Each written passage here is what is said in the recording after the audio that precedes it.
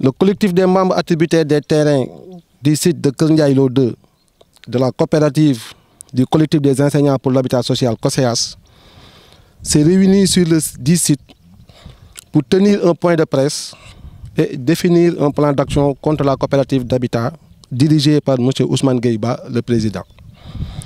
À travers ce point de presse, le collectif dénonce avec la dernière énergie l'attitude irresponsable, malhonnête et irrespectueuse de la coopérative COSEHAS, qui, après avoir encaissé depuis plusieurs années des centaines de millions de francs CFA auprès des adhérents, n'a mis à leur disposition aucune délibération dûment signée par le maire et le préfet ou le sous-préfet.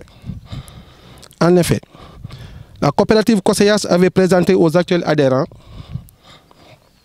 désireux à l'époque d'acquérir des terrains, des sites situés à Tivaouane Peulh et à Keur Ndiaye Lo 2, appartenant à la coopérative et qui devaient être lotissés et vendus à usage d'habitation. C'est ainsi que des centaines de pères, de mères de famille et de jeunes, après s'être assurés de l'existence de la société et avoir pris connaissance des documents afférents au site proposé par COSEHAS, ont adhéré à la coopérative moyennant l'achat de carnets d'adhésion à 20 000 pour certains et 25 000 pour d'autres. Les adhérents ont alors procédé au versement et payé la totalité des montants demandés, certains depuis 2023, 2020, d'autres depuis 2014, 2013 et même depuis 2012, 2011, certains même depuis 2008. Beaucoup d'adhérents ont également payé des frais de viabilisation. Cependant, depuis plus de 14 ans, 10 ans, 5 ans, 2 ans, les adhérents courent en vain derrière la coopérative et derrière son président, M. Ousmane Gueye Ba, qui leur avait finalement attribué pour la plupart des terrains à Keur Ndiaye Lo 2, sans aucune délibération signée par le maire et le préfet ou le sous-préfet.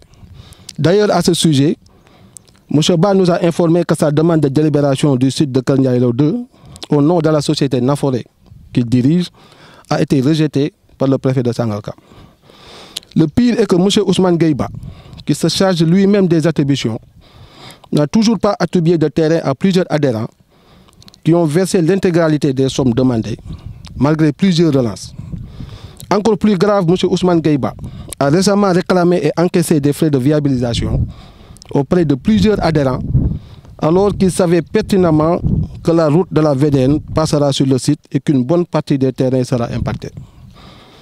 Après avoir gagné du temps et versé dans le dilatoire pendant plusieurs années, M. Ousmane Gueye Ba et son bras droit se sont emmurés dans un silence absurde et inquiétant, ne répondant plus aux appels et aux messages. C'est pour toutes ces raisons que le collectif des membres attributaires des terrains du site de Keur Ndiaye Lo 2 de la coopérative COSEHAS sollicite désespérément l'intervention des nouvelles autorités en qui les Sénégalais accordent une confiance absolue pour une justice équitable qui respecte les droits de chaque citoyen.